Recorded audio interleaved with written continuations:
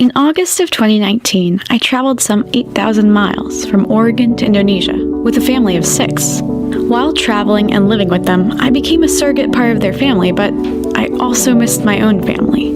I made new friends and became immersed in an entirely different culture, but I missed friends and life back home. I used Messenger to stay in contact with my loved ones, and Instagram to keep up with everything my friends were doing. Messenger impacted me positively. Instagram, not so much. My relationship with media during my stay was a direct result of my struggle to cope with a suddenly incredibly new lifestyle.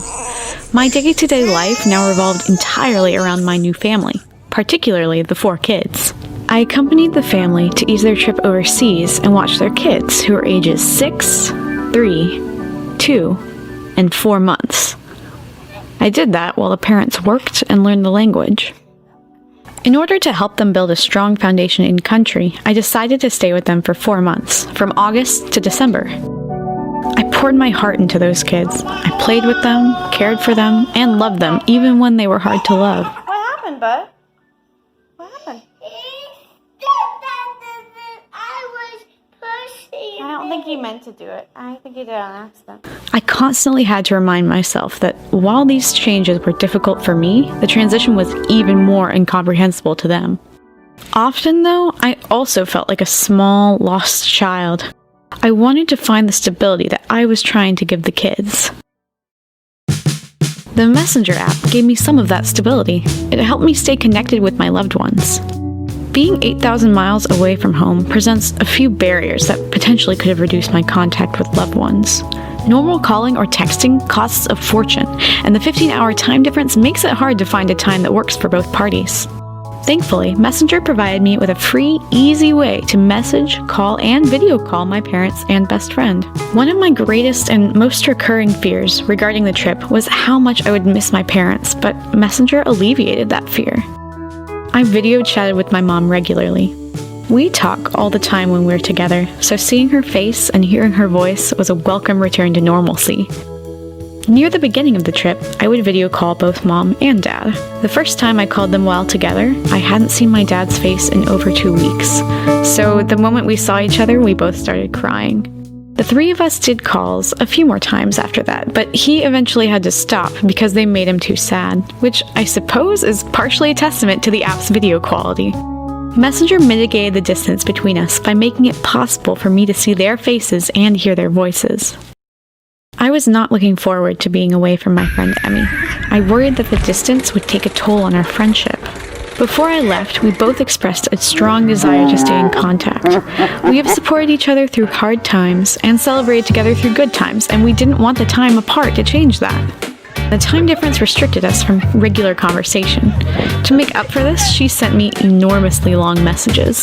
Then, when I had the time, I read through them and replied in kind. I would read through what she'd sent me at the end of a long day and find it an incredible source of humor, encouragement, and information about her life. Instead of our friendship suffering, we actually grew closer during our time apart, as we shared stream of consciousness rambles alongside earnest pleas for prayer and heartfelt encouragement. Despite the distance, Messenger helped me maintain the closeness of our friendship.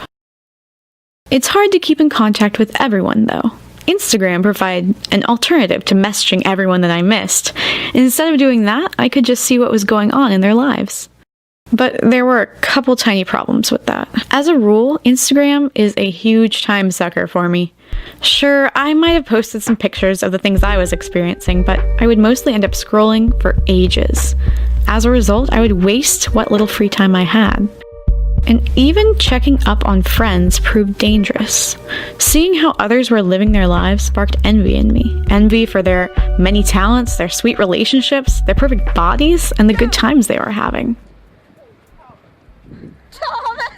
You see, social media tends to portray only people's best. Only their best angles, their best experiences, and their best insights.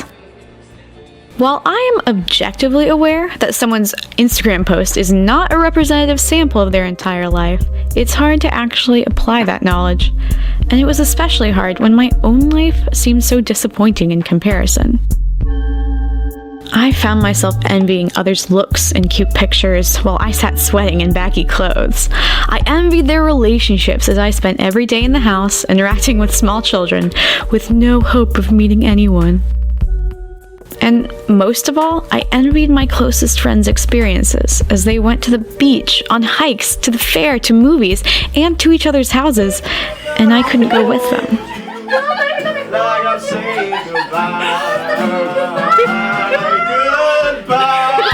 Even though it seemed like an innocent, encouraging way to stay connected to my friends, Instagram only worsened the discouragement I was already feeling. So, Instagram impacted me negatively, while Messenger impacted me positively. But why? On Messenger, I could control the input that I received.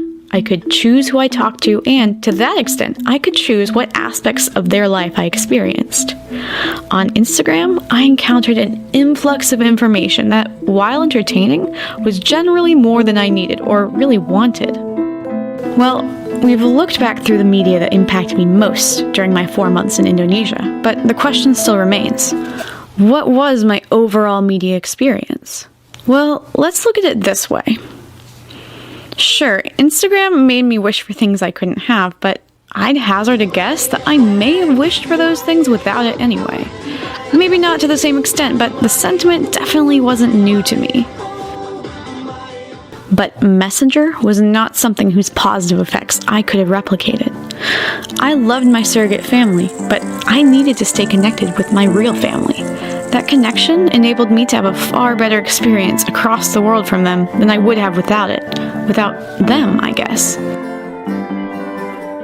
So I probably would still have had sucky, discontented thoughts without Instagram, but I couldn't have made it without Messenger, which means that Messenger's effect on me was far greater.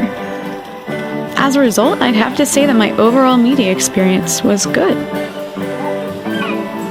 With the kids, with the absolute change of lifestyle, there were definitely hard days. But even those hard days eventually made for some good memories.